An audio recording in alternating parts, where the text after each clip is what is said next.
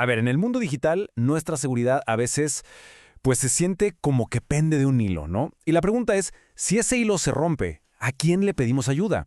De eso se trata todo esto. Vamos a explorar qué es la confianza digital y a quién acudimos cuando las cosas en línea pues se ponen feas. Pensemos en un escenario que la verdad nadie quiere vivir. Que te hackean una cuenta, que alguien se haga pasar por ti. ¿Cuál sería el primer impulso? ¿Llevarlo a la policía? ¿Buscar a ese amigo que le sabe a las computadoras? ¿Contarle a la familia? Justo esta pregunta es el arranque de todo nuestro análisis. Fíjense en este dato, 5.7 horas. ¿Qué significa? Bueno, es el tiempo promedio que los jóvenes en México de 18 a 24 años pasan conectados a Internet, todos los días. Cuando una parte pero tan grande de la vida pasa en el mundo digital, la pregunta de ¿en quién confiamos para estar seguros? Pues deja de ser algo teórico y se convierte en algo fundamental. Ok, entonces vamos a meternos de lleno en esto. Para responder justo esa pregunta se hizo un estudio muy interesante en Monterrey, en México, que buscaba medir exactamente eso, en quién confían los jóvenes para cuidarse de los riesgos que hay en línea. Y la forma en que lo hicieron fue bastante directa, la verdad. Agarraron a 378 estudiantes universitarios, o sea, un grupo que vive prácticamente en el mundo digital, y les pidieron calificar qué tanto confiaban en diferentes personas o grupos, desde sus familiares hasta, pues, las autoridades. Y a ver, para que todos estemos hablando de lo mismo, definamos rapidísimo este concepto clave, la confianza digital. Ojo, no es algo técnico, ¿eh? Es más bien una percepción. Es ese juicio personal, subjetivo, sobre quién creemos que de verdad tiene la capacidad y la credibilidad para cuidarnos en el ciberespacio. Y bueno, los resultados, inmediatamente mostraron un patrón súper claro.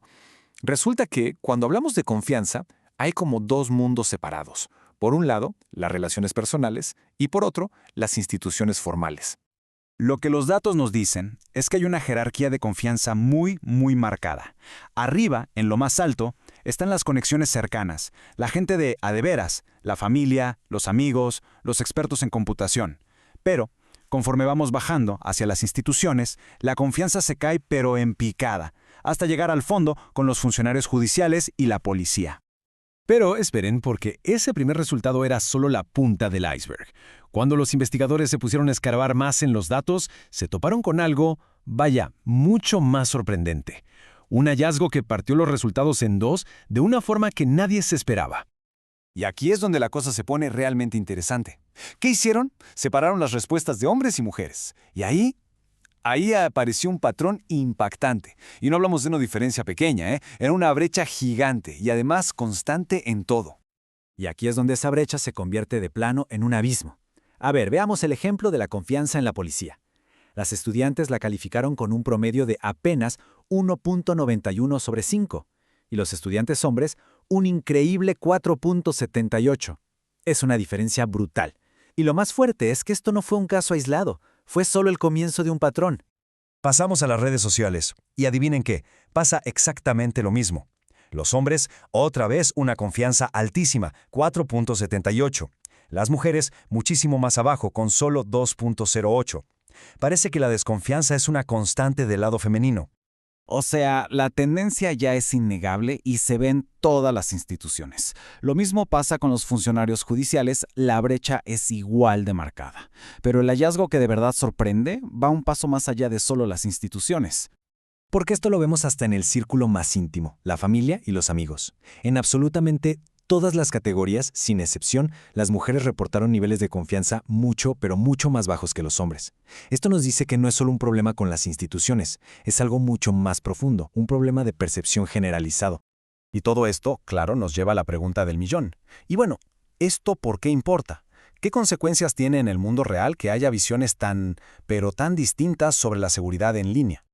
La verdad es que esto va más allá de ser un dato curioso para una gráfica. Como dicen los mismos investigadores, esta brecha de confianza tiene consecuencias muy reales. Piénsenlo, si una parte enorme de la población no confía en quienes se supone que deben protegerla, entonces cualquier política de ciberseguridad, por muy buena que sea en papel, pues simplemente no va a funcionar. Entonces, ¿con qué nos quedamos de todo esto? A ver, varias cosas. Primero, que la confianza no es algo que se regala, se tiene que ganar, sobre todo con las mujeres. Segundo, que eso de hacer políticas de ciberseguridad iguales para todos simplemente no sirve si no se toman en cuenta estas diferencias de percepción tan grandes. Y lo más importante quizás, entender el porqué de esta desconfianza es el primerísimo paso si de verdad queremos construir un mundo digital que sea seguro para todos por igual. Y cerramos con esto, una pregunta que da para pensar un buen rato. En este mundo digital, donde la confianza está tan rota, tan fragmentada, ¿de quién es la responsabilidad final de nuestra seguridad? ¿De cada uno de nosotros, de las plataformas o de las instituciones? Esa es una de las grandes preguntas de nuestra era.